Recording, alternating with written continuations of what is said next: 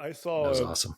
a moment in Emperor Palpatine history come to life in front of my eyes. There's an episode of Robot Chicken where he's coming up this escalator.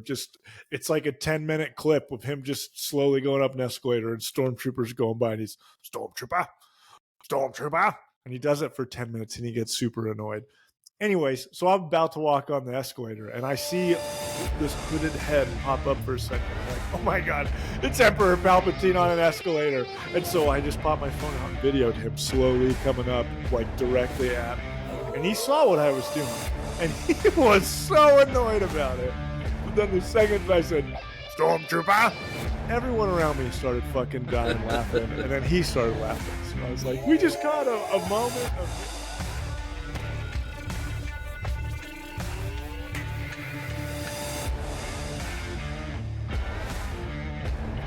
Welcome back to the Movie Dads podcast.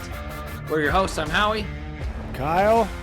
And that is Kyle. Kyle, it is episode 40. Woo, kind of a special episode for us. This is our episode 40. The Movie Dads went to PlanetCon. And it's our post-Oscar celebration. Biggest movie award show of the year. So we're going to spend most of our time talking about our time at PlanetCon Kansas City over the weekend, as well as the 96th Oscar ceremony. And then we're going to touch on the 1994, in honor of its 30th anniversary, Best Picture Academy Award winning overrated masterpiece. Get out of here! Forrest Gump. Leave the pod. I will do the rest of the episode alone. Get out. No, I've got lots to say about old Forrest Gump, especially rewatching it for the first time in a few years. So if you tarnish the legacy of Alabama's greatest kick returner of all time, I have a quote right done. Here. I'm not even an Alabama fan, but roll tide. From an article written in 2015 by the Hollywood Reporter. I'm ready to read this when we talk about that movie. Oh, I know it didn't age well at all. Didn't age well. I will talk about that when we get to that segment. But if you're watching us on YouTube, please click the like and subscribe. Tell us what you like. Tell us what you don't like. Leave us a comment. We would love to hear from you. If you're not watching us on YouTube, hopefully you're listening to us on one of many podcast networks, such as Apple Podcasts, Spotify, Amazon Music, Google Podcasts, Podcast Index. You can also find some of our short clips and videos on social media at Movie Dads Pod on Instagram, Facebook, and TikTok. Oh, I don't know. I'm like a child. I don't know why that makes me laugh every time. It's all good. But we're going to kick off with a little different segment. So our 6 to midnight is going to be all about PlanetCon and the Oscars. And we'll start off with PlanetCon Kansas City, 20th anniversary of PlanetCon. My first major Comic-Con. I got down there on Friday for day one and spent a good 6 hours down there. And then I was there from open to close on Saturday. And by Sunday morning, my feet were tired. And as to quote my 12-year-old daughter, Reagan, who went with me, Dad, I'm a little nerded out. And she was ready to go home on Sunday morning. Oh, I love it. I love it. Well, so PlanetCon, this is a Comic-Con, folks. So like it has everything that a nerd could want. There's cosplay. You walk in this place and everywhere there's people dressed up in costumes of the most popular characters, the most obscure characters. I think that's one of my favorite parts about walking around a con is like when I'm like, oh, dude, you're so-and-so. You're Mr. Freeze from like the 1960s. Like, that's awesome. Like, those are the goofy things that I love. Or a good crossover character. Yeah. What's a good crossover that you saw? Oh, when we were in a panel. And were you there when Captain Jack Skellington walked up? No. And it was a dude in a full pirate costume modeled after Jack Skellington from Nightmare Before Christmas with a beard, and his face was painted white, and he like skeleton had all the stripes and everything. And instead of a parrot on his shoulder, it was Zero the dog ghost. Oh, that's perfect. I didn't get a picture because we were literally in a panel, It was That awesome. that is freaking amazing. Yeah. So I've been to cons in Dallas, Chicago, uh, Denver. I went Ohio, to Denver last year. Denver. Went to Denver last year. This is my first one in Kansas City. And I've been to one in Dallas a couple times, actually. Mhm. The layouts are always so different, just depending on where they're at. This was the first that I've been at where like literally everything, at least for the main part of the con, was all in one room, which makes it sound like it was small. This was like the largest room I've ever seen in my life. It was like 14 Walmarts in one Yeah. fucking area. It took 20 minutes to walk from one side to the other. It's funny It was you say crazy. that, because actually the convention center in Kansas City when I worked for Walmart was where we had a lot of our meetings, because they could set up entire stores inside that hall, That's like not surprising. demo stuff. So yeah, funny you say That's that. so funny. I don't think I've been to a con, and maybe it's because I showed up on Saturday, and Saturdays are always the busiest, but I don't think I've been to a con where there was this many people there at one time. Because, like, obviously it took forever to walk because of the distance, but also, like, there was a shit ton of people at this con. So Yeah. that was cool to see. I was happy to see that. Yeah, they haven't released their total numbers yet, but Saturday was, I mean, I don't know about you, but like when I was already there and you were arriving, I called you and was like, did you get your ticket ahead of time? Yeah. Because the line to buy tickets was wrapped around this building that's like blocks 4 long. miles along Yeah, around. it is. There were people wrapped around it twice. And you can buy your tickets online and then go to Will Call and get your wristband to get in. Walk right in. You can walk right in if you bought your tickets online. So these people waiting in line would have saved so much time just pulling out their phones and buying tickets. Idiots. I mean, I'm not gonna say it, but they were pretty fucking dumb. That was. I love it. Well, Okay. so you and I attacked this con very differently, which is how we attack our lives. Yours was very planned out, organized, and you hit everything from day 1 to day 3. I was more like, I'm fucking. I have ADHD. I'm all over the place. I want to see that. I want to I'm go gonna there. wing it. I want to see that. Do I want to go to that panel? Do I not? Like that's how I roll at these things. Yeah. You guys, I mean, you and Reagan, which I think helps. You had a partner in crime, so it's like let's fucking knock these things out. She was excited about some stuff. Tell me when you how that talked about wanting to do this and go to PlanetCon, and I was like, I'm in. I've never done a huge con. Like I've done the tiny little ass one here in Omaha. I've never done a big one. So I want to try it, you know? And so I talked to Reagan about it and she was like, I absolutely, can I go? And I'm like, I guess. And then she was like, can I get a photo op? And I said, well, her birthday's in a couple weeks. And I was like, if I pay for you to get a photo op, like that's your birthday present, because those are not they're cheap. expensive. They are expensive. So she wanted to get a photo op with Matthew Lillard and Skeet Ulrich from Scream, right? And so that was her deal. So she was embracing, like she embraced the con for being 12 years old. Now I gotta let everybody know, my daughter's 12. Like she could pass for 16 in most circles. She's very tall. She looks much older than she actually is. She was all about it Friday. Like let's just start zigzagging through these booths. Let's look at toys. Let's look at figures. Let's look at cosplay stuff. Let's look at pieces of art.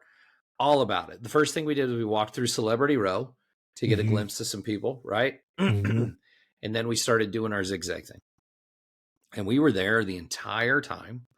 And on Friday, after we were there all afternoon and evening.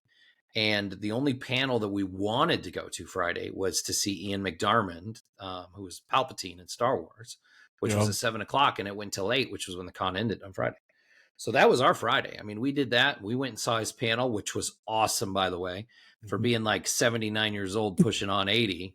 Dude's sharp as a tack, right? Like, you know. Did he say that? Did he say it? Did he say the two he words? said it multiple times. Like every time he got the opportunity, he was like, do it.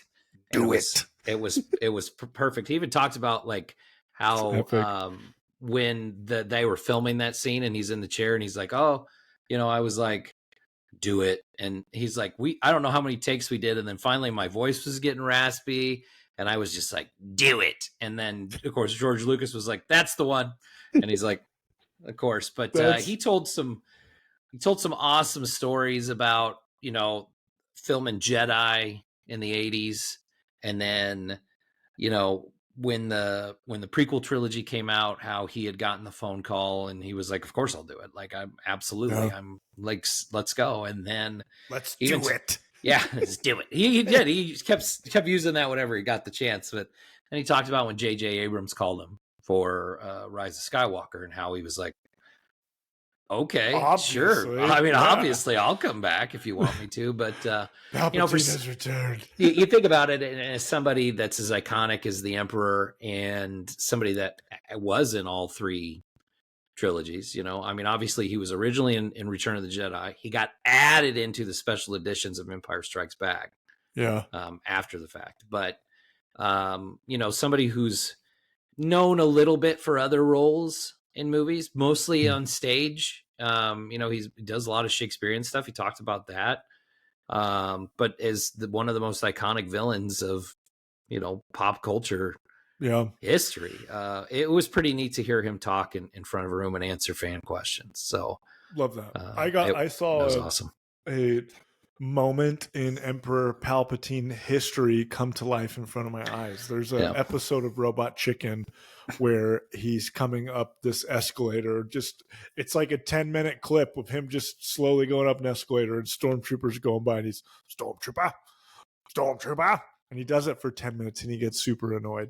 Anyways, so I'm about to walk on the escalator and I see this hooded head pop up for a second. I'm like, oh my God, it's Emperor Palpatine on an escalator. And so I just popped my phone out and videoed him slowly coming up like directly at me. And he saw what I was doing and he was so annoyed about it.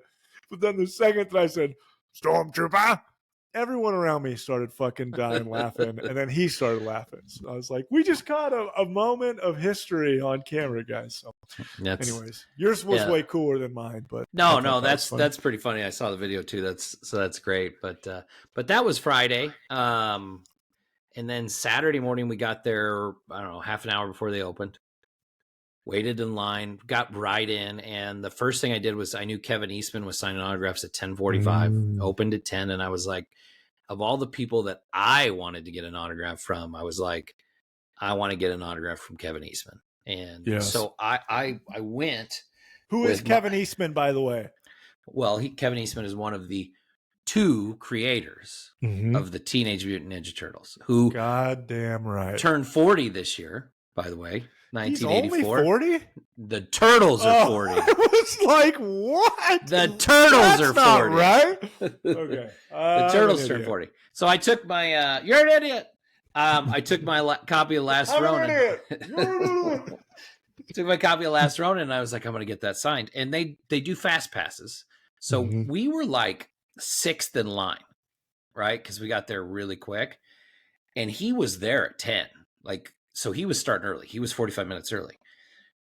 But all these fast pass people kept lining up. So then it was like, then they would get to go first when they line up. So every time like the fast pass line would empty, then a plebe would get to go. A plebe. A peasant. You mudbloods. We'd get to go. Muggles can come by. So I didn't get up to him until after 11. It was well over an hour and we were like 5th in line, mind you. But while we're sitting there, and this is listen, it's my first con, so I'm going to bitch about something that I didn't realize happened. But of course, when it did, it made total sense.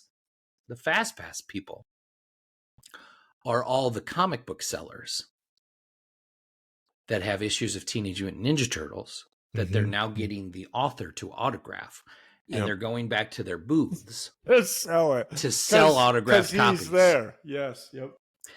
To sell autographed copies for twice the money, right? Yeah. And I'm like, and I'm one of those people that's like, I'm buying this shit for me. I'm never selling it unless I get hooked on meth and I need the money.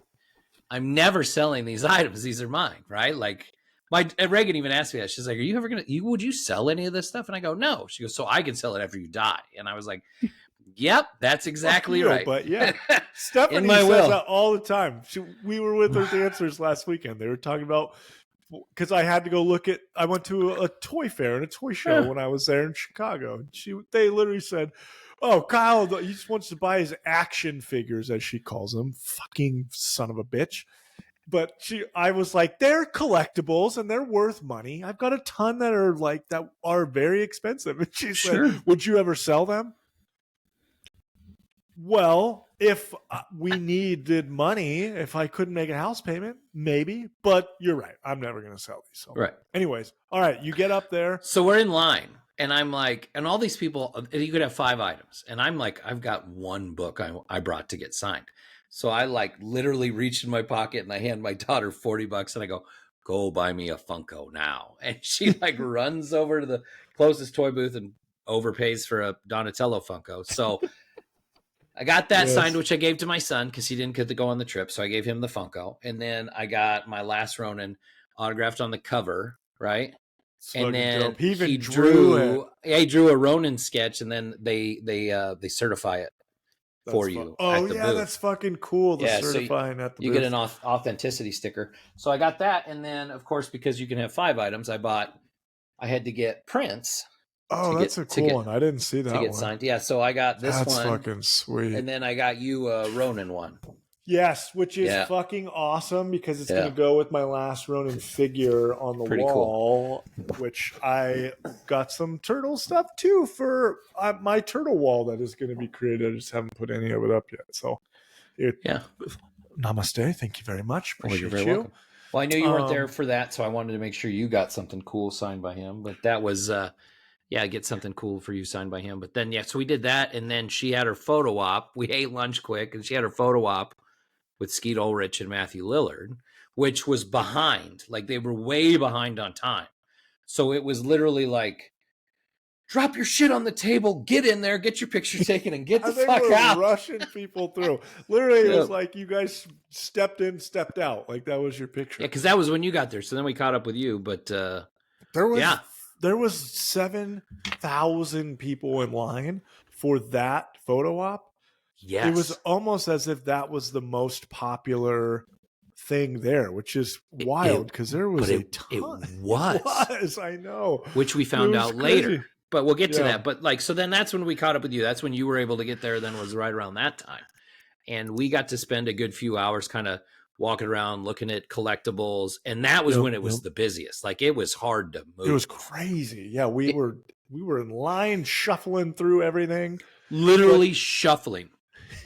But there was multiple times where we were like lost, where you're like, I have no idea where we are right now. It's so easy to get turned around because you're in a giant room that is like toy booth, toy booth, toy booth, toy booth, toy booth, art booth, art booth, art booth, art booth, art booth, and then like 6 miles down there is like Celebrities Row. Yeah. And 6 miles the other way is where all the cosplay stuff's at. Yeah, it's easy to get kind of turned around and figure out where the hell you're at. Yeah, I see. Like Celebrity Row, I've never actually waited in line to meet anybody at Celebrity Row, but I always make a couple passes to see. Yeah, like there was one year where I was doing a pass when Kevin Conroy was there, and there wasn't anybody in line, so I just got to go up and talk with him. But like that was one where I was like, oh, I got to meet somebody. It blows my mind there was nobody in line. Like, with everything I saw this weekend in Kansas City, like, the line for Kevin Eastman within 5 minutes was 50 people deep. Yeah. And it's just crazy. Then there's some there that, like, nobody waits in line for, that, like, who, like, Charlie Hunnam was there, Paul Bettany, obviously, we'll talk about him a little bit. There was Ron Perlman was there. Oh yeah. Hellboy. John Rhys Davies was there. Gimli from Lord of the Rings. He's also that was cool to see. Indiana Jones was cool to see him. Yeah, and they had obviously Matthew Lillard, Skeet Ulrich, Jamie Kennedy, Dermot Mulroney, Melissa Barrera, all from Scream. Nev Campbell canceled kind of last minute. I thought John Bernthal was there, but I didn't see him because he was getting photo ops on the other side of the curtain from where we were at the same time for because he was in the photo op at the same time. So there the people that were like lined up to our left were for John Bernthal. We were in the middle, and then the people on the right were there for like voice actors from Last Airbender, the cartoon TV show. Oh, so there was Shout they were out all to there. that. Yeah, Someone it was just it was a ton of celebrities, but I mean, and they had a bunch of cancellations too because Sophia Boutella was supposed to be there from Rebel Moon, and she was supposed to do a panel with Charlie Hunnam on Saturday. They got canceled because she had to cancel like literally Wednesday or Thursday. Oh, as an event planner, that had to have been like the most annoying thing ever. Like, what the fuck do we do now? I mean, I bet that happened because it was her. Vincent D'Onofrio canceled within the last week. Nev Campbell canceled not that long ago. I mean, I would imagine that was like, when movie schedules or TV show schedules like shift and like, hey, we're filming this day instead. Like, you got to be there, Yeah. Oh, Keith David. Keith David, who's famous voice actor, right? Who we talk about from Gargoyles, Goliath and Gargoyles, Spawn, the Spawn TV show. He does a bunch of other voice acting too. He does video games, he does cartoons, he does movies. He's also a really good actor. He doesn't have usually huge roles. Anyway, he was supposed to be there Friday, Saturday, Sunday, and then he had to change to just Friday, Saturday. Was because he's in American Fiction and he was at the Oscars last night. So that's why he couldn't go on Sunday.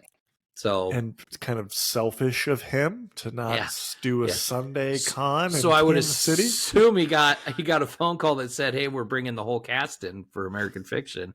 We want you there. We'll be right there." I'm just hanging with some nerds in the Midwest. Exactly. Yeah. Just pretty much what Paul Bettany said a couple of times. Jerk.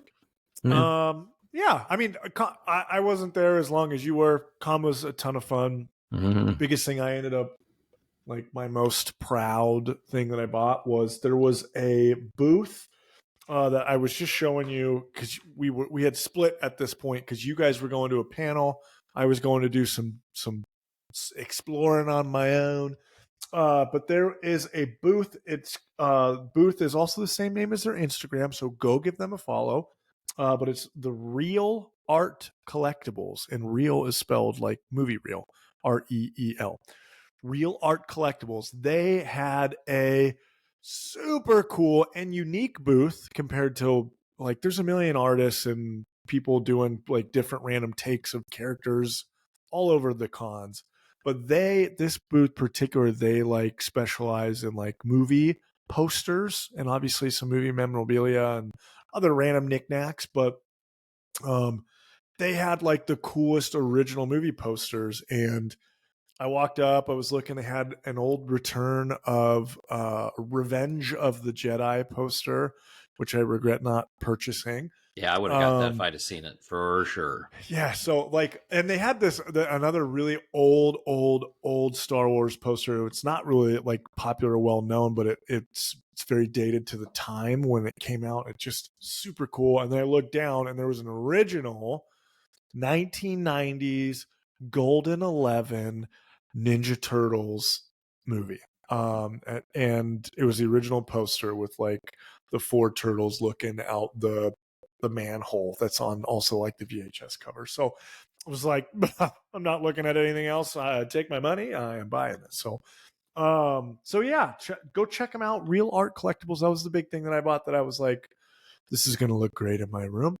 Bought a couple figures because duh, I'm a nerd. Got a Sabretooth to go with my new Wolverine. Got a couple of Batman figs. Speaking of Batman, I was like super kind of shocked. I saw one cosplay Batman at the entire con. It was crazy. I didn't see a single Batman. I didn't see a single Joker. Dude, I saw at least 75,000 Spider-Mans. Yes, there was a ton. It was very Marvel centric. There was fucking no Batman, which was wild. I didn't see a Superman either. Yeah, not a lot of those. Yeah, I didn't see him either. So you're right about the Marvel centric thing. There was a lot of Five Nights at Freddy's Yep. costumes. That was, I thought, odd choice, but maybe we're getting old. I don't know, dude. That's the times. I'm telling you, Marvel and not Batman, I guess. Yeah. So, but the other big thing that I did, I got like super lucky, and I know we've talked about the Batman the Animated Series at my 6 Midnight a million times, but now I feel like it was fate because a lot of the crew, like main writers and stuff, were there. They had a booth right next to the Alex Ross booth, which is like a super famous comic book artist, which I think I talked about recently. But like these are like major producers and writers for like the original show. But also a lot of the more like other cartoons and movies and stuff that came out. But like Dan Reba was there. He's a big writer for Batman the Animated Series. Kevin Altieri, Alan Burnett, who he was like the main writer and major producer for a lot of the shows, but the main writer for Batman: The Mask of the Phantasm, and which isn't we've talked about his greatest. Yeah. Arguably the greatest Batman movie ever. But I think time of day, it was Saturday. It was at the end of the day. There was no one in line. There was no one there. I was just looking at the Alex Ross poster and then was like, oh shit. Batman Animated Series people. Like, hi. And I said out loud, like I was like, oh, you guys totally made my childhood. I'm watching the whole show with my kids right now with my sons. And Alan Burnett was like, oh, like how old are they? And we went through that, and I'm like, yeah, my oldest son Grayson, and he was like, oh, is that like Robin? I'm like, yeah, actually, all my kids are named after superheroes, and so we went through it with them. I said Parker. They were like, I said the name, then they would say, who has Parker? Spider-Man? Yep. And then when I said Cal, Alan Burnett was like, Superman. Nice. It's like, oh, you're great. That's awesome. Cool. So I got to have like a moment with them. And then on Sunday, I went and listened to their panel, which was not as funny or hilarious as the one we went to on Saturday. But for me, it was fucking awesome. So like the voice actress for Poison Ivy, the voice actress for Catwoman, there's a ton of cool people there from the show. But that's super cool. And then like while you were doing that on Saturday, Reagan and I went to the big panel in the ballroom for it was Do You Like Scary Movies? It was a Scream panel, which turned out, like you were saying a little bit ago, that was the vibe, was horror people. Yeah. And there was a billion freaking people waiting to see that panel. So we got in, and my daughter sprints to find us seats. Like as soon as we got in the door, she runs. And so she gets us 2 seats on an aisle. And she's like, when they open up reserved seating, because they had the reserved seating right up front in the middle in front of the stage. And it was like, that was for the Fast Pass people. And then like 5 minutes before the thing started, if those seats weren't filled, they made an announcement and people could take the reserved seating, right? Yeah. She goes, if they open up that reserved seating, I'm getting a seat by the microphone because I'm asking a question. This is a 12-year-old, people. And there's thousands of people in this room. Thousands of people in this room. She's like, I'm asking a question. So they open up reserved seating. She sprints. She's right next to the microphone. And then like 2 minutes later, they said, anybody wants to ask a question, line up the microphone. She gets 5th in line. She's like, they're like, people are flying over chairs to get to the microphone. There's like 50 people waiting in this line. She was like 5th. And she actually got to ask the last question. So she's there in front of thousands of people asking questions to Matthew Lillard, Skeet Ulrich, Jamie Kennedy, Dermot Mulroney, like that's awesome. Melissa Barrera. So it was super cool. I was really proud of her for doing it because that takes some guts. I mean, she's like doing this because her hands are shaking while she's up there. But it's like she got her moment to finally talk with them, since the photo op earlier was like a take a picture and get the hell out of here. Right. So that was pretty cool. But then the cool thing was when there was 2 panels, right? Like as soon as a panel ended, it was like, it wasn't that much time in between them. And so they would clear the place out, and then, but you could stay if you wanted to stay for the next panel. So immediately after that one was the Paul Bettany panel. So we got pretty good seats. We were right up towards the front.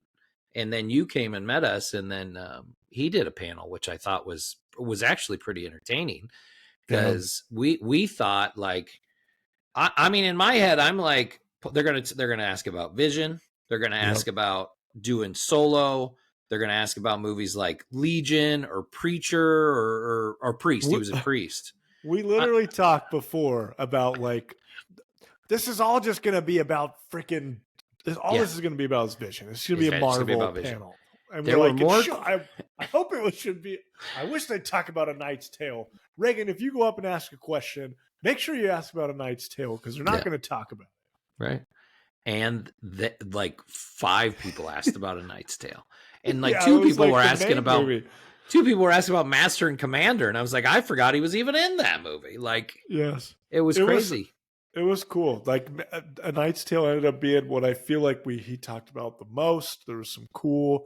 Someone asked about, there was like really funny questions, and then there was like a really serious question about Heath Ledger, which we went from him being like hilarious to like really bringing in a moment where he was at first he was kind of like, I'm not going to answer that question because that's very personal to me and it still hurts a lot. And then he proceeded to answer the question. So, they asked him what it was like working with Heath Ledger, and then he was like, "Well, Heath was actually a good friend of mine. Like, we were friends, and and you could tell it bothered him. And he even brought it up, like, when he passed, and the media talked about how dark he was and depressed, and like Heath Ledger was the most person full of the most life I've ever met in my life. Yeah, he talked about, and you could tell it bothered. He says it still bothers me. I still miss him to this day, and you could tell it was bothering him. And I got to say this because I didn't want to say it at the time because it was so awkward. But the gal leaves, and he's obviously like having a moment. Paul Bettany is on stage. Yeah. And the next guy comes up, and they say, "What's your name?" And he goes, "Heath."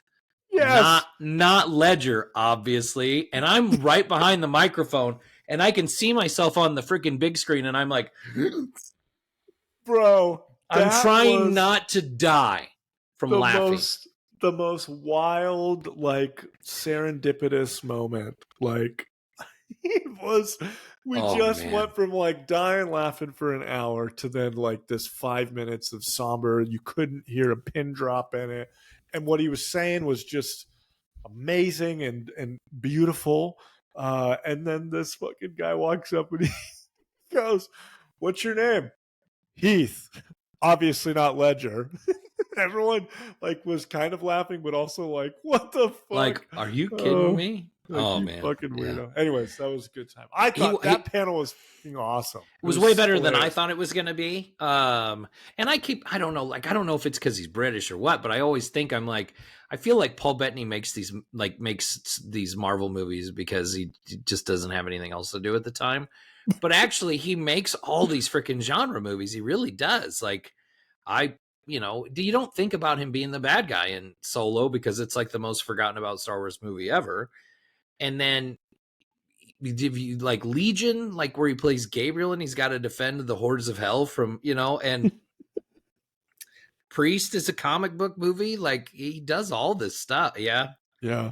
He's just kind of uppity, but he did mention that he gets called out by people for A Knight's Tale more than like anything, which I was like, oh, naked. Yes. Hey, naked guy. Yes. Yep, that was naked. That's right. Thank you. That's great.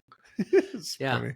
It was good. But and I wanted to just kind of real quick some of the art that I got. Yeah. Shout outs. I know you love this one, but I got this one. It was a special edition for the Kansas City Con. But it was cool. Patrick Mahomes with like an Infinity Gauntlet, inevitable one. It was a series that he only made 100. I got number 2. Nice. But that is John Knell, Knell, his art, but he's Kansas City based, so I thought that was pretty cool. And you know me, I like crossover stuff, so that was something I had to get. And then alley. This artist's name is Damon Bowie, Damon Bowie, Bowie, but I had to get this awesome. Oh yeah, it's fucking Darth Revan piece, which is dope. It was funny. We were walking around on Saturday and we ran into a Mandalorian walking around with the Darth Revan, and you and I were there, and we saw all these kids kept coming up to Mando wanting to get pictures taken. Right? None of them knew who Darth Revan was, so they want to keep getting these pictures taken with Mandalorian. And then you and I were like, get out of here, Mando. Yeah, like, can we take a picture with you, Revan? Yeah, so we got it. Mando, you could tell he was trying to get in, and we were like, no. No, we want this guy. Just want Revan. Yeah, we want this guy. And of course, Reagan was like, who's that guy? That fucking son of a bitch. Anyways, good times. Yeah, I had a blast. I had a good time too. Time. And then, Sunday it was like, I couldn't have done another full day again. I mean, it's a long time and a lot of walking and standing, and a lot of people you're around. I mean, you're in close quarters with a lot of people that don't use soap regularly, and they're not that bad. Actually, I will say, usually they are. This con, they must have got the memo out. There was deodorant. Yeah, it wasn't hot out, so that probably helped. Helps, yeah. Good point. But it wasn't bad. It wasn't bad. I had to just make a quick joke. Fun. Next one, there's a con coming up. I think Chicago's is not too far. It'll be a little bit. So, but yeah, we'll have to do another one here soon. Yeah, we were looking at June. We're looking at doing one this summer sometime. Something we can do, maybe a 1 day, go down, stay the night, and do a day and come back kind of deal. That would be fun. Yeah. Ooh, C2E2 is in Chicago. That's like one of the biggest ones in the country. Nice. And at the end of April. So. Well, I don't know if I can do something that close, but we'll see. Write that down. But yeah, no, it was a lot of fun. PlanetCon Kansas City 20th anniversary. We'll post some pictures on our social media. I think I got them all together now, but it was a blast. It was a blast. Yeah, definitely recommend it. Yeah, they're going to do it again next March, so it was good. But anyway, that was the movie dads go to PlanetCon. So then we want to talk about the 96th Academy Awards ceremony, which happened last night in Hollywood. Did you get to watch the whole broadcast, Kyle, or did you just kind of follow along? I watched most of it. I was jumping in and out. As movie dads go, I also had kids. My wife was out at responsibilities. Yeah, my wife was at a dance competition because it's competition season. So I'm like trying to feed and bathe kids while also keep up with some of the rightfully winning actors and movies and some of the completely robbed and snubbed. But I felt mostly like the awards were given to the people that deserved them for the most part. I thought it was the voters got most of it right. Oppenheimer is obviously the big winner. It was nice. I guess this was the first blockbuster movie, like high grossing blockbuster, not kind of smaller film, to win Best Picture since Return of the King did. Wow. Almost, that was over 20 years ago. That was like 20 years ago. So obviously Oppenheimer won 7 Best Picture, Best Director, which were Nolan's first Oscars ever, which is crazy. Cillian Murphy obviously won Best Actor. Robert Downey Jr. Best Supporting Actor, which was probably those two were probably my highlights to see because I thought they were so well deserved. Yes, was very happy to see RDJ get that. Yes, get absolutely. That under his belt. Lily Gladstone robbed. Listen, I'm gonna say because you haven't seen Poor Things, so don't even start. I watched enough of the reviews of it over the last 2 weeks that there's no way in hell I would have made it through that whole movie. I'm going to get to my best picture rankings here in a minute, but I don't think it was a robbery as much as I do think Lily Gladstone was the better actress in that role.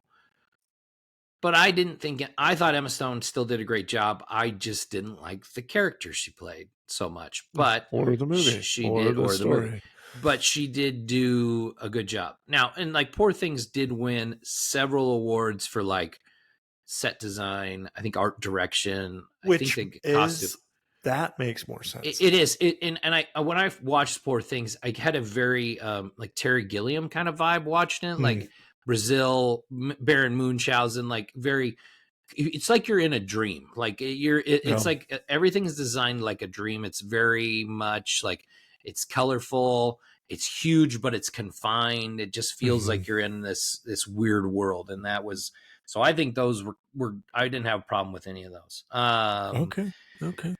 The acting categories, the other ones were we obviously talk about Emma Stone winning Best Actress, and then Divine Joy Randolph for The Holdovers, which I think it was kind of the chalk. I want to say like the Oscars were almost chalk, except for Best Actress was the one that was kind of up in the air. Those were all the favorites, and they won. They all did, it was great. Good speeches.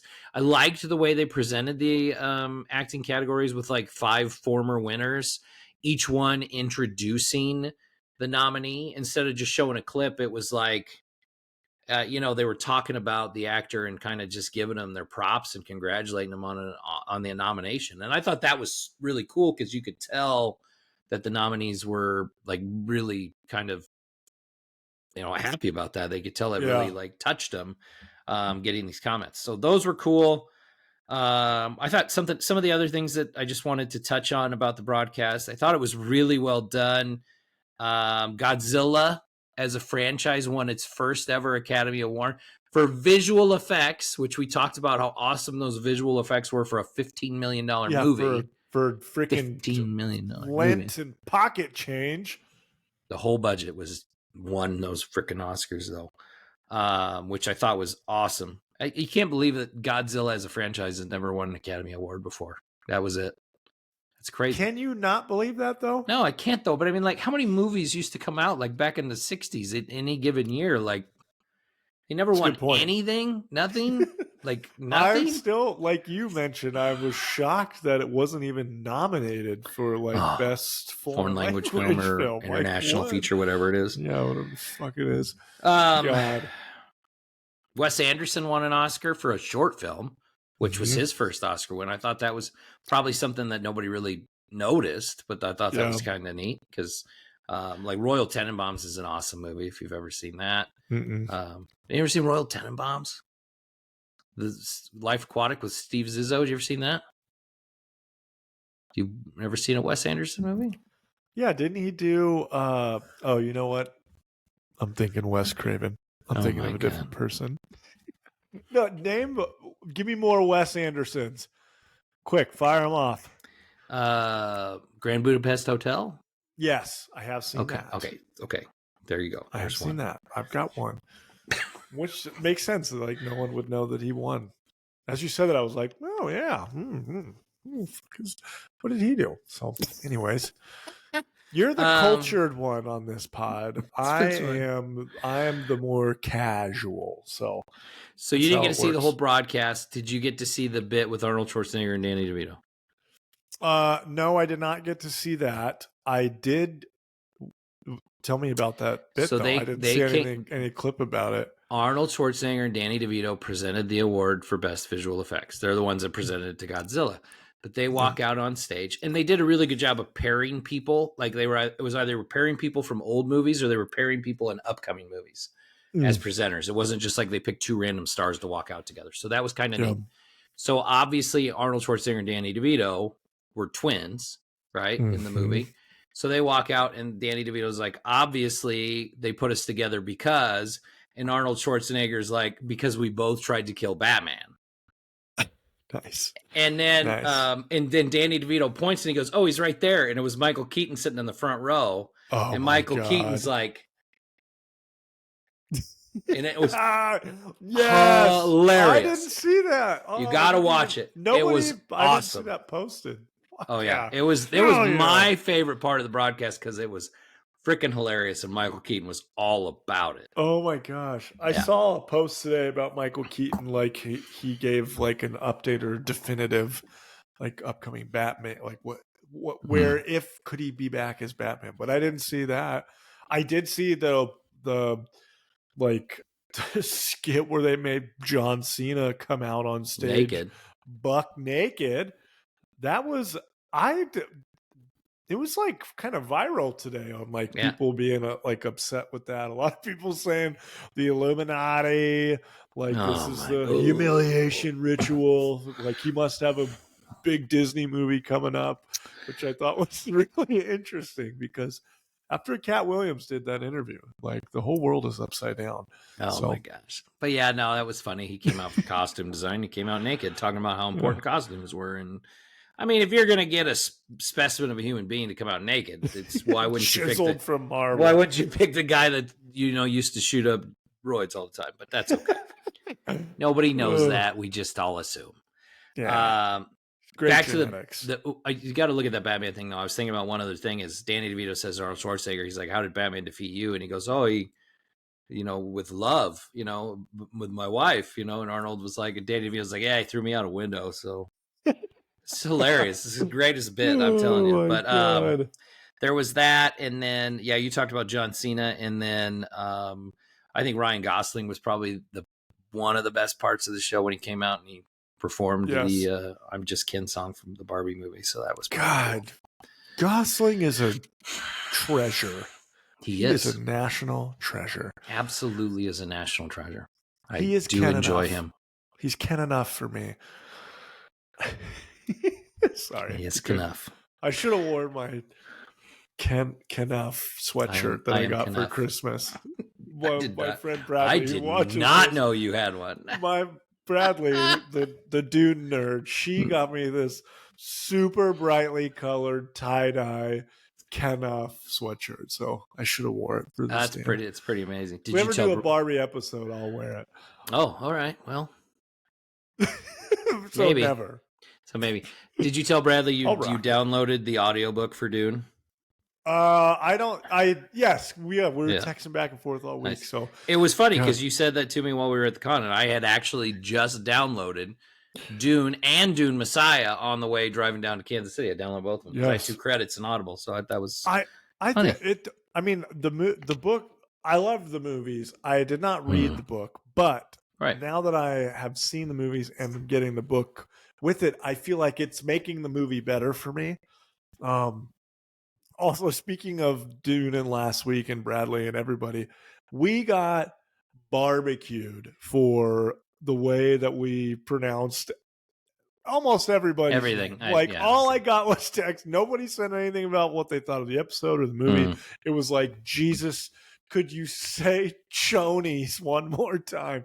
Could you say Furman one more time? Did you guys even research? Like, shut up.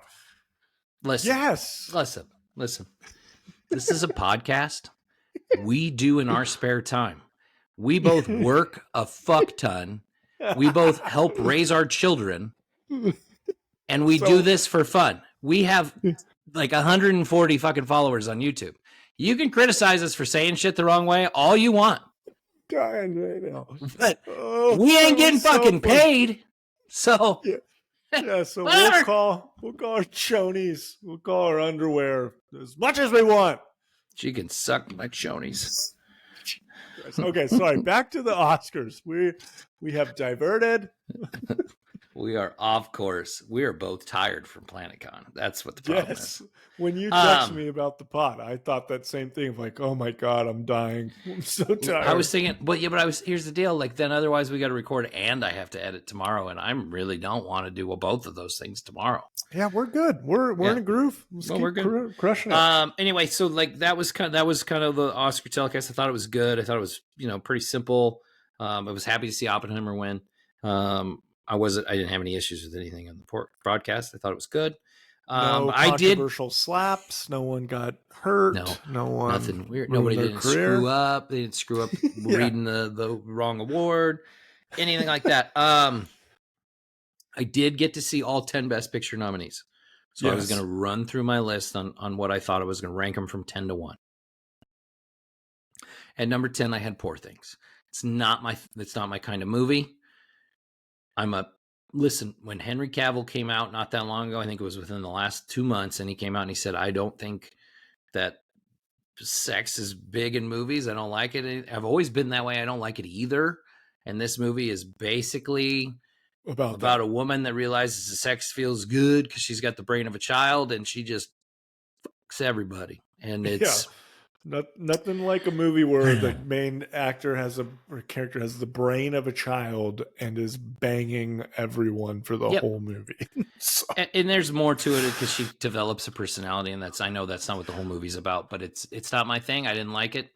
I wanted it to be over the 10 minutes in. I'm not lying. It was weird. I didn't like it. It's not my kind of movie. But I've watched multiple Yorgos Lanthimos movies, and I've never liked any of them. The favorite was the one I liked the most, but I still didn't think it was. It's not my cup of tea. At number 9, I had Anatomy of a Fall. I know that one got a lot of critical acclaim as a thought that one was way foreign higher language film. Well, but these are all. But listen, these are all Best Picture nominees. None of these are bad movies. I'm not ranking them as bad movies. They're just not something I was interested in. Right? Yeah. At Anatomy of a Fall at number 9, I thought it was boring. I didn't care whether she killed her husband or not because they were both shit people. So whatever. At number 8, I had Past Lives. Again, it was a movie that didn't interest me. I understand what it was about. I thought it was boring. Mm-hmm. Honestly, I'll say this because the original plan was to go through all of them with you, but I just I've to find time to fit things in your life that you have zero interest in, movie-wise specifically. It's very difficult for me. If I have no vested interest, this whole list is literally, they might be great movies, but most of them are super boring. And and I'm going to be honest, I'm going to take a break from movies other than what we're watching for this podcast for a while. I know. Because some of these, I would waste an entire evening watching a 2.5 hour movie that I didn't want to finish. And, and it's not because the movie's bad. It's just not my cup of tea. It is what it is. And I would rate these movies probably high on rating wise as far as quality, but it's not something I want to watch. At number 7, I had Maestro with Bradley Cooper, and I thought he was fantastic. I thought Carey Mulligan was fantastic. I watched it. You watched it? Yes. Here's my thoughts. It felt like, this was like it felt like the movie was made trying to be like an Oscar movie. Like it felt like Bradley, the whole purpose of this movie was for him to try to get an Oscar. If that makes sense. I don't know if that makes sense, but like you said, the movie itself just felt like that was boring, but his acting and her acting was great. But the story and just movie itself was pointless, I guess. So. Yeah, I just didn't feel, it was, you're telling the story of somebody's life. It was like the books my wife reads. It's not my thing. You want to read about somebody's life? That's fine.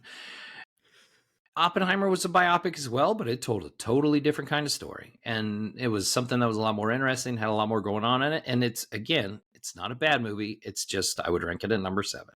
Yeah. And number 6 and number 5, I kind of went back and forth on these two because I think they're totally different movies, but I was close on both of them. I settled on Barbie at number 6. I liked Barbie. I thought Barbie was really good. Obviously, the acting was great for the movie. The set design, the idea, the writing for the movie, it was really, really well done. This obviously is a movie that my wife and daughter love, and that's who this movie's made for. And I'm totally cool with that. Not something I'm going to watch probably multiple times. But I think it's a really well done movie. I loved the concept, and they made Barbie super interesting. And they told a very good story with a powerful message, and I really enjoyed it. Yeah. At number 5, I had Killers of the Flower Moon. It was a movie that we reviewed on this podcast in the fall. It's a very strong movie. It's very intense. It's a very hard watch at times. I think the acting was really good in it. I'll probably never see it again, which I think we said when we reviewed it. We both gave it really good ratings. It's just not something I think I'll probably rewatch because of the kind of movie it is. And number 4, I had American Fiction. I think American Fiction is a fantastic movie. I thoroughly enjoyed it. I laughed out loud multiple times. It's very well written. The acting by everyone in the movie is fantastic. It's a family drama with the obviously the thing you see in the trailers about an author and how he usually writes like theology books, and then he kind of writes a black book because that's what people are into, and it takes off, and he kind of wrote it as a joke, and it's a really good story. It's a really great movie. Jeffrey Wright's fantastic. They're all fantastic. Sterling K. Brown's awesome. He kills it, man. He's awesome. And then at number 3, I had The Zone of Interest, which is a UK production about World War II. It's a hell of a movie. It is a tough watch. So I saw Zone of Interest, and like, one, what a hard movie to watch.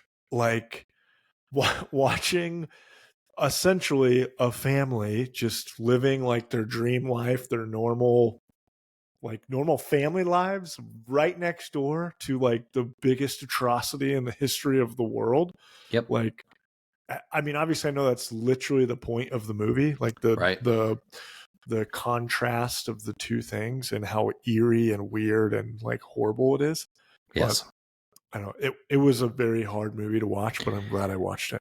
Yeah, very hard. I agree. I think it deservedly won the, best international foreign language, whichever it was. I think it deserved it. And I think it, we talked about how we thought Godzilla needed to be nominated in that category. But I thought this was a great film as well. So did you ever see the boy in the striped pajamas? Yes. When it kind of gave me that, yes. that vibes. Yes, it does. Because I mean, there's these, obviously these children and this wife and the husband, and they have these, people working for them. But all this stuff's going on while there are literally prisoners working in the garden, and there are screams and stuff across the wall, like they'd be laying in bed at night, and you can just hear and stuff. Yeah, you just hear things going on. It's tough. It's powerful, but it's tough. Mm-hmm. And then, man, like we went back and forth on both of these. Like, Holdovers, I had at number 2, and I had Oppenheimer at number 1. I mean, I go either way on those. They're so close, and I've said that before. Like Holdovers, I think I like better I think I like Holdovers better. I will rewatch. I think Holdovers, it like smile to my face. I like it. Mm-hmm. It's a very good movie. It's enjoyable. Oppenheimer's very powerful. It's a cinematic like Marvel, right? Like everything that happens in Oppenheimer, it's so much bigger in scale than the Holdovers is. So they're two totally different movies in every aspect. And yet they're both, I think, masterpieces in film. Yeah. And I enjoyed, like I said the same thing when I talked about Cillian Murphy and Paul Giamatti. 2 totally different performances, but I had to see them as equals. It's kind of a bummer for Paul Giamatti, right? Like Paul Giamatti, like any other year, maybe you a year earlier or year next. Man, yeah, you talked about that too. Like if any other year, he would have won it, but Cillian was just a force to be reckoned with, as was that movie. So for sure. Anyway, that was kind of my top 10 on that. And then that takes us into our quick review for this week. We're going to do the You Need to See This Movie in honor of its Oscar showing and its 1994 film, 30 years later, the Robert Zemeckis directed Forrest Gump. I have never met anyone who dislikes Forrest Gump as much as you do. I didn't say it's a bad movie. We're going to get to this. We're going to talk about this. I didn't know there was anybody out there that didn't like this movie. So I didn't say I didn't like it. You said it's overrated. It is overrated. Anyway, Forrest Gump was released in 1994. It's produced by the Tisch Company and distributed by Paramount Pictures. It's directed by Robert Zemeckis. Written by Eric Roth, based on the book by Winston Groom. The cast features Tom Hanks, Robin Wright, Gary Sinise, McKelty Williamson, and Sally Fields. Music by Alan Silvestri. It was made with a budget of $55 million, and at the box office, it finished with $678 million. At the time, it was the fourth biggest film in history. And it also gets rewatched by everyone like at least once a year because it's on TV every single day. Not everyone. I can't believe that you watch and like A Christmas Story every year and could say anything bad about Forrest Gump. Right. He's a national treasure. This movie won 7 Academy Awards, including Best Director. Deservedly so. Best Picture. No. Best Picture, Best Adapted Screenplay, and obviously Best Actor for Tom Hanks. It also won a couple other awards, including Best Visual Effects. Okay, well, Vietnam was incredible. Lieutenant Dan had no legs, but he had real legs. The actor had real legs. That's incredible. Obviously, this will be a brief segment. Yeah, please give us the information we want to hear. I want to hear the horrible things you have to say about a fucking great movie. So there's this kid in Alabama that gets born, and I don't know. Anyway, no, Forrest Gump is Forrest Gump's a really good movie. Basically the story of this boy growing up in Alabama, and it's a story of his life and all the crazy things that happened to him along the way. The book was the same kind of setup. They got the basic, from that. There are so many things that happen in this movie never happened in the book. There's a ton of shit that happens in the book that never happened in this movie. He goes to space in the book. He becomes a professional wrestler in the book. Those things don't happen in this movie, and thank goodness they left those out because they're really weird. I didn't know that. Yeah. I did not know that. He becomes a professional wrestler called the Dunce. He wears a dunce cap when he wrestles in the book. So Forrest Gump, he lives the greatest human being life ever. He's an Olympian. He's a war hero. He's a fucking All-American college football. What? He's a multi-millionaire company guy with his shrimp company. Bubba Gump Shrimp, which I didn't know that he was an astronaut and a wrestler. A professional wrestler known as the Dunce. Kyle, you'll appreciate this one. In the book, when he's playing for the University of Alabama, they play the Nebraska Cornhuskers in the Orange Bowl in the book, and he refers to them as the Corn Shucker Jackoffs. Deservedly so, correctly. Yeah, so it's a nice little tidbit. Oh my god, I'm learning about the book. This is great. It's a terrible book. It is a terrible book. I thought you said you liked the book better than the movie. No, God, no. The book's awful. No, I honestly, listen, this movie makes a shitty book so much better. I will tell that as a fact. That's awesome. The book is awful.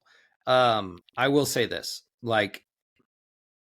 Tom Hanks is great as Forrest Gump. He's extremely likable. He plays this role so well. I don't think we need to tell anybody about what the plot line of Forrest Gump is. We pretty much told you the plot line. He's a kid growing up in Alabama, and then it turns out he can run really fast, so he decides to play football. He becomes an All-American. He beats the president. And then he goes to Vietnam, and then he gets shot, and he saves a bunch of people, so he wins the Medal of Honor, and he gets to meet the president. And then his buddy Bubba, who died in the war, wanted to do shrimp boating, so Forrest does that with his old Lieutenant Dan, who he saved but has no legs. And they become shrimp boat captains, and then Lieutenant Dan takes over the business and just keeps sending Forrest money, and then Forrest decides he's going to run across the country for 3 years, and he does that, and along the way, good point. There's this lifelong love story with his childhood sweetheart Jenny, who many people consider to be one of the greatest villains in cinema history. Yes, she's absolutely movie villain. But we'll say this: I was, rewatching this the other day. You can call Jenny a villain all you want. That girl was clearly abused as a child, so I think that she gets a lot of hate. She probably needed some mental health care, is what she needed. And she didn't get it. And then obviously she dies of AIDS. And, it's too bad for her. But it was a life that she lived, and it's too bad. No. I like that Forrest got with the girl that he was in love with for his life, and he got to have a family, even though very brief. Got to have a son, so like he'll have her with him at all times now. But like, there was something about her in the movie that I was like, you don't deserve him. You don't deserve him. I don't want him to get her. But anyways, we're dredging up old feelings from '94. So I'm gonna say like my favorite scene in the movie is when, I mean, obviously he's telling the story of his life from this park bench to all the people that are waiting for the bus, because he's waiting for the bus to go see Jenny again, and it's been years after the last time he saw her. She had walked out on him basically after they'd reconnected. And when he goes to meet her, she's living in an apartment, and he finds out she has a son. And the best part of that movie is when he finds out that it's his son, and the first thing he wants to know is he smart, or is he, and he points to himself, right? And like that right there for me was like, that's why Tom Hanks won the Oscar, is that scene, because it still makes me tear up. That scene does, because he's so worried that this kid's gonna be dumb, because Forrest always knew he was dumb his whole life, and his biggest fear was that this boy was dumb like him. And when he found out he was smart, he was so happy, and just. And then he goes and he sits right next to him and watches like Sesame Street. Sesame Street. It was there's good in this movie, Mr. Overrated, and you just pulled it right out. We also neglected to mention that he taught Elvis how to dance. Like the other thing that this movie does really good that like stayed with me forever was his friendship and love for Bubba. Like for whatever it is, like how he goes back and he saves like 30 people because he's got to find Bubba. Like that's a friend. And for whatever reason, like that, this movie has like set the bar for like how best friends should be, how you should take care of your homie. I'll run 1,400 times into that jungle until I find you. Like it's good. They did a good job with that. So right. And after the shrimping business took off, he made sure that Bubba's family was taken care of. That's right. Kept his promise. That's right. Gosh. You give me a lot of shit, and I like getting you riled up. But listen, Forrest Gump's a really good movie. It's not a bad movie at all. I talk about how I think it's one of the most overrated. It's not that it's overrated at all. It's the fact that I don't think it deserved to win Best Picture at the Oscars the year that it did. That's because my beef with the movie. Redemption. And I think Pulp Fiction's a better movie too. I will stick with the fact that I think both of those movies are better and more deserved the Best Picture win. I think Shawshank is the greatest movie of all time. I think it deserved the Oscar. This is what I was going to say. In 2015, The Hollywood Reporter pulled the Academy voters from 1994 and said, if you could go back and you could vote for the movie again, would you do it? And they said overwhelmingly, no. We would award Best Picture to The Shawshank Redemption. Because it's now arguably known as the greatest movie of all time. So like they would Rightfully so. Listen, I don't have beef with Forrest Gump.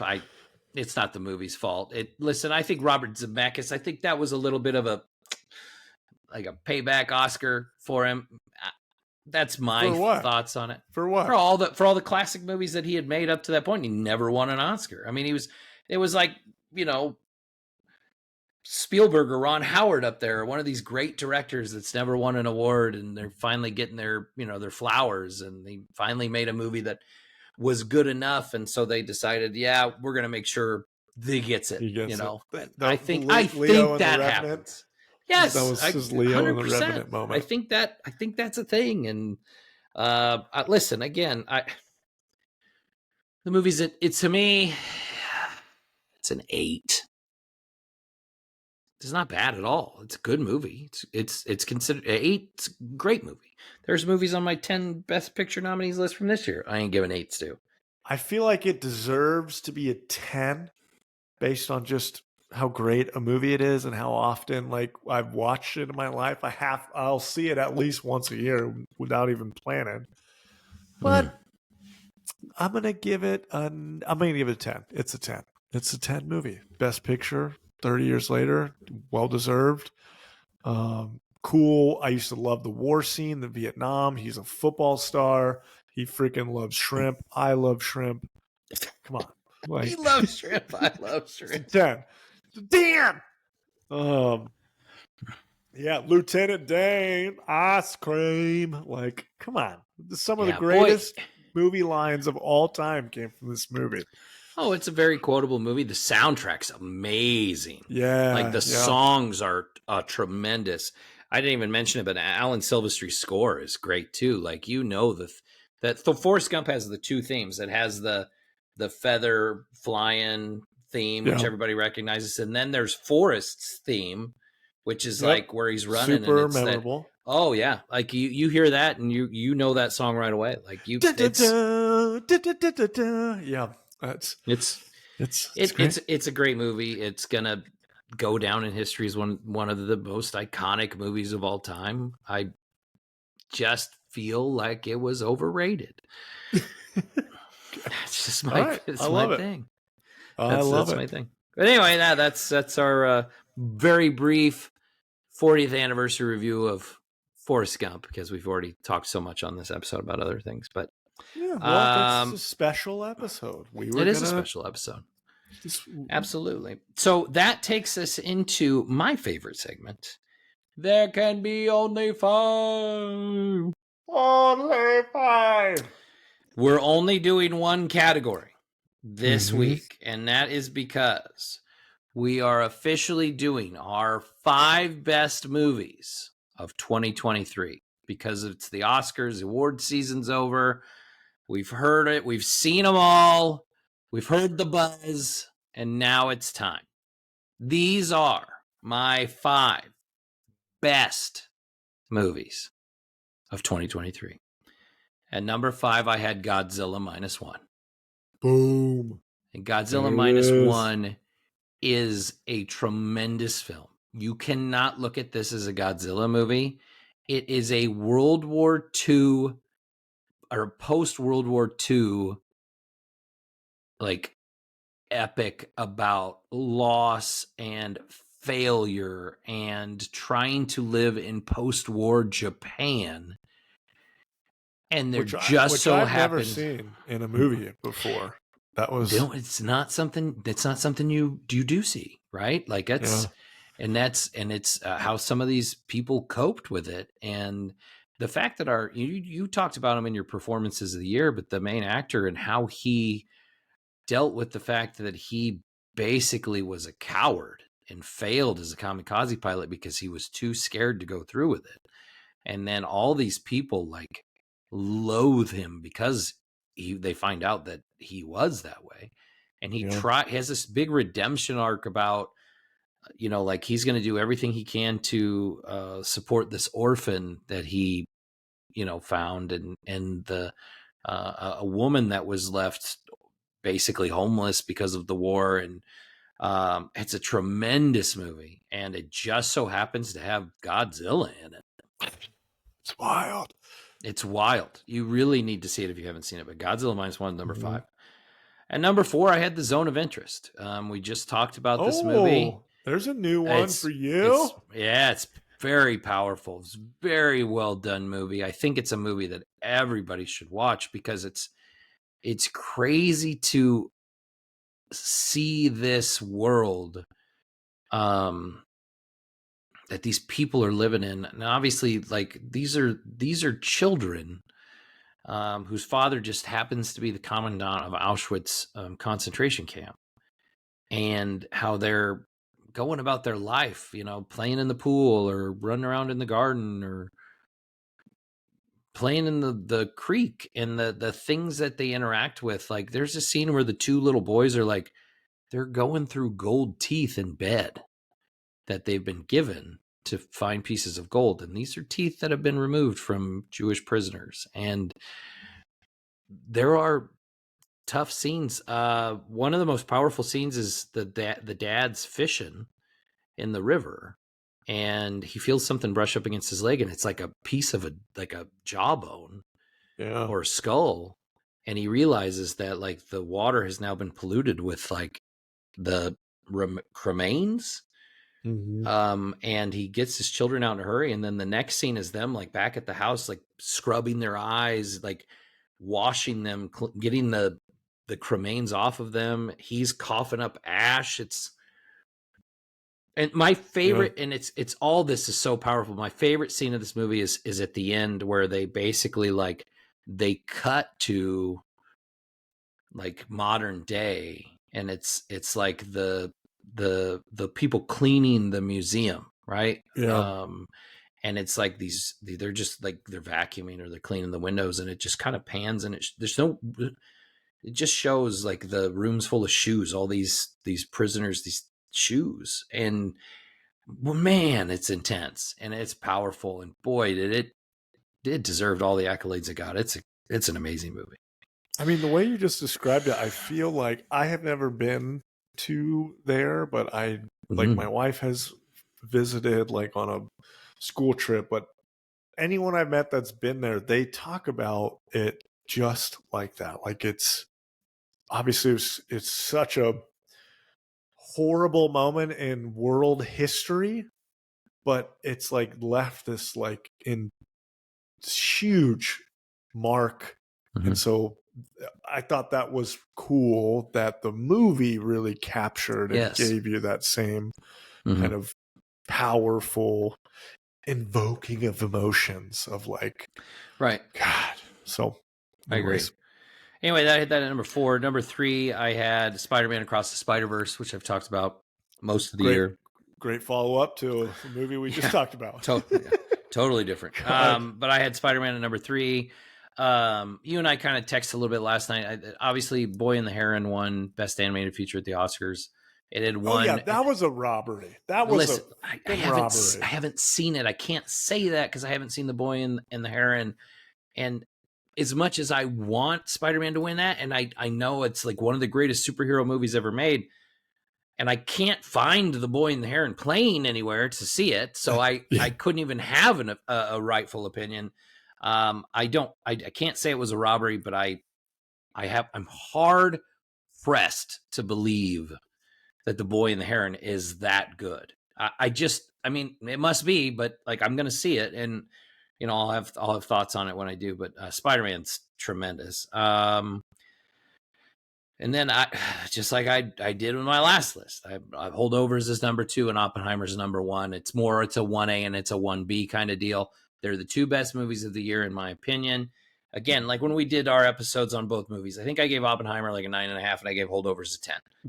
They're different, and yet like Oppenheimer still like is a cinematic achievement. The music, the sound, the effects, all of that. Like I might have liked Holdovers better, but Oppenheimer's the better movie, if that makes any sense whatsoever when I try to explain it. Like, makes a ton of sense. I know Oppenheimer's a better movie. I know it's this epic, and it's going to go down as a piece of history, and it's an important film and everything. And Holdovers is a very enjoyable, well-made movie that I will love to watch for years, and it's a Christmas movie too, so that's good. But anyway, yeah, it's 2 different movies, and like I said, they're 1A and 1B, but Holdovers and Oppenheimer, my best movies of the year. Nice. What you got? Love that. Love there was a little bit of a change in there. Now that you've got you saw the Best Picture nominees. Mine, I think some of these when we originally went over like what movies we thought were good. Yeah, because we did that halfway through the year, and then like I know right after the first year we did favorite movies of 2023, which I mean I had Dungeons and Dragons on there. It's totally different. Like it's not one of the best movies of the year. I just had a lot of fun with it. You know, I mean it was one of my surprises. You know. Well, so for me, I had one honorable mention, and that is Iron Claw. Fucking great movie. really good movie that I think a lot of people aren't going to watch it because they just think it's a wrestling movie. And I think like if you're not into wrestling, like then you're going to be like, I don't want to watch that at all. But it is a super powerful movie about family and loss, as we've talked about. And then my number 5, I've talked about this movie before, and I will stand by it, and you should watch it since you haven't yet. But The Pale Blue Eye. This movie on Netflix is so good. It's like it is. The Pale Blue Eye is just, it's like The Prestige 2 is how I feel like the movie is. Like obviously different characters, different place, different world, but Christian Bale is just so good, and there's a great twist. It's mysterious. It's the setting is cool. It's at this like old like military academy, and it feels very Sherlock Holmes, but there's murder cult thing going on. Like it's great. I don't know what that loud sound was, but number 4, I had The Holdovers. I did have that on my top 5 best movies of the year because of everything you said. The charm of that movie. Yeah. It's great. And I think other things that make it stand out is like the way they filmed it. It feels like you're in the time period of the movie, which I believe 100%. Is in the 70s. So like even just the opening, it was really cool how they did that. So I got to tell you this. So while we were at Comic-Con on Saturday night, I talked to my wife after we got back to the hotel, and she's like, "Oh, I'm not doing anything. I think I'm going to watch a movie. I might watch The Holdovers." And I'm like, "Oh my God, yes, watch The Holdovers. Tell me what you think." And so then we got home on Sunday. I was like, "Oh my gosh, did you watch it?" And she's like, "Yeah." And I'm like, "What'd you think?" She's like, "Yeah, it was all right." Get out of here, Abby. God. Just a punch. That's exactly how I felt when I told you to watch Blade Runner 2049 years ago, and you were like, "Yeah, I fell asleep." It was okay. Like, fuck you. Boring it out. God. Nice. Okay, number 4, I had The Holdovers. I renumbered my list because I switched it up, and it's throwing me off. So, my number 3, I had Godzilla -1. Fucking awesome movie for everything you said. The main actors, survivor's guilt. There's a super, I'm not going to spoil it because I'm hoping the people that watch this will end up watching it because of this. But there's a great twist that happens midway through / at the end. Godzilla is freaking cool. One of the coolest Godzilla scenes. A couple of like memorable scenes. Yeah, he's like the big bad villain, very much like a Michael Myers. There's a scene where this giant Godzilla, it feels like a sea monster, which is how he should feel. And he's like chasing behind this tiny boat, and there's just like this feeling of total dread. And then there's another moment where he like does his what is it, radiation blast that is atomic breath. Essentially, yes, atomic breath. It's essentially like a atomic bomb going off. It was like, so cool. It was so cool, which 100% makes sense of why it won Best Visual Effects, was because of moments like that. So visual effects are way better than Forrest Gump's were. Shush. My number 2 movie, I had Spider-Man Across the Spider-Verse. What a freaking badass movie. I will say I had it listed as number 1 multiple times, and when I've made this list, I switched them back and forth because I love comic books. I love comic book nerd movies. We talk about them probably too much on our podcast, but this movie it was so great. The different places you go, the way they changed up the animation, they changed up basically the comic book that you're in based on what world you were in or what character's world you were in. One was watercolor and pinks and purples and bright and vibrant, and then there's another part where they bring someone from a different universe when they bring in like the Victorian Vulture. He's like feels like he's like old like newspaper, or not newspaper. I can't think of the word I want to say, but no, you're right. No, I get what you're saying. Like he looks like parchment. He really does. Paper, yes. Yeah. And he feels like he is from a different time, and like just the futuristic world they went to, the characters, the way Spider-Man 2099 feels like. I mean, he's supposed to be a good guy, but he's a bad guy. And obviously the ending, we get a cool little twist at the end that sets up for our next movie, which I'm excited to see. But it's fucking awesome. I loved the first Spider-Verse movie, and then this one, like when you didn't think it could be better, it was better. So yeah. And the music was so good. I still am listening to the album, the score, the soundtrack from that movie. There are so many bangers from that movie. And then Have I ever told? I'm not. I never tell you. Like my daughter and her, like all of her friends are obsessed with like Miguel O'Hara in The Spot from that movie. Like it's the weirdest thing. He's so funny. Well, the Spot is so funny and cool. And obviously, I love the movie Klaus, and it is it's Jason the voice Schwartzman, actor. Yes, and he.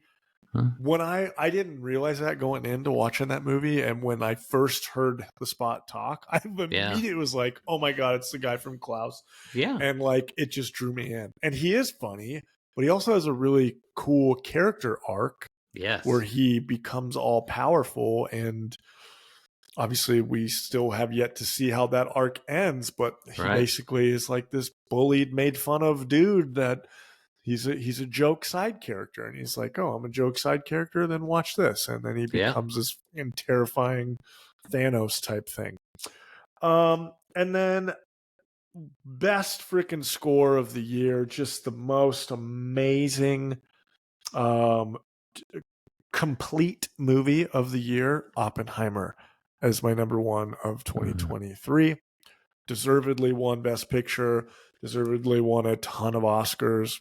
Cillian Murphy, like you mentioned, was just he was a powerhouse. He had so much character and emotion, and the character he's playing is he's very much a thinking man, like very calculated, and he did such a good job of conveying like that it felt like everything he was doing or saying was all calculated and deep, and he always felt like he was somewhere else when like he wasn't in the room. He was always somewhere else with his mind and trying and doing equations, and especially in the beginning of the movie when he's like jumping from schools and kind of climbing up in like in the ladder of his career.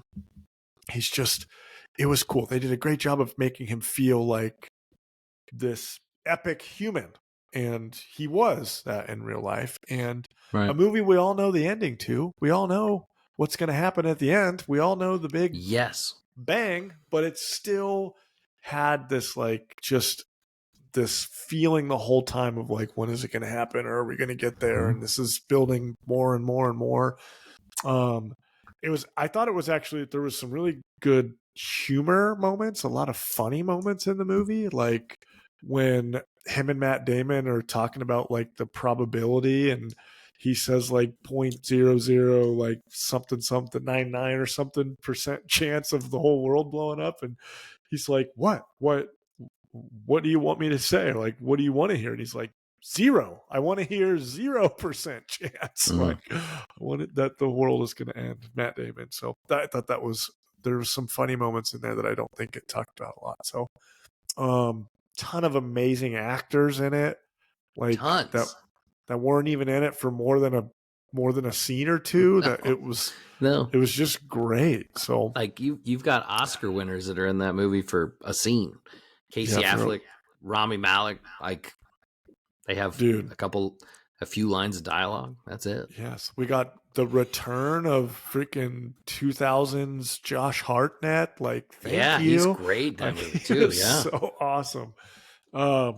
So I think that movie, like, if you didn't see it in theaters, I feel bad for you because it was an awesome movie theater experience. And much as Dune 2 is right now, like it's dude, yes. totally like these are movies that need to be experienced in the theater. Yep. I thought about that today of like, ooh, what if Dune 2 did end up coming out last year? Like, do we think it would beat out Oppenheimer? Do we think I don't know. If you did this list right now. Oh, Dune 2 would be number 1. I agree. I agree 100%. I think Cillian Murphy still wins Best Actor. Yeah. But I think Denny wins Director, and I think Dune 2 wins Best Picture. I think score is up in the air.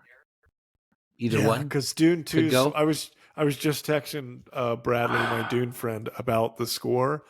The more I deep dive the score from Dune 2 and Dune 1, it is amazing. I think Robert Downey Jr. would still win. I think Austin Butler would give him a run for his money. Dude, Austin Butler. Yeah, this is like my problem with movies. Like, so that means we're going to be talking about this Dune 2 next year at the Oscars. And it's going to be so far away and so far removed. I don't think people are going to have like recency bias. Not that they should have that, but like people are going to forget how fucking amazing this was. Calling it now, right now. Dune 2 will get re-released in IMAX. As it should. In some point, like in October or November. It's going to happen. I'm telling you now. Yeah. Well, didn't they just release? I mean, when I went to AMC to go see Dune, I saw a bunch of the Oscar movies were like back in theaters. So yeah, they'll do that. They always do that. But I think they'll do a wide release.